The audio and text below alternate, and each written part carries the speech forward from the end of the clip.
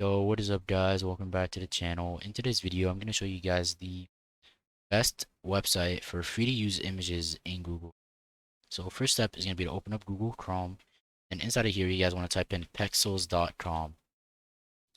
That'll be Pexels.com. And then there is plenty of images to use here.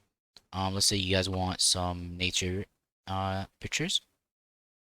You guys can see there's plenty of images for nature here. And you guys, there's this website also supports videos, so you guys can have nature videos right here. So let's say I want to watch this one, and give it a little second to load. And as you guys can see, beautiful, beautiful scenery here.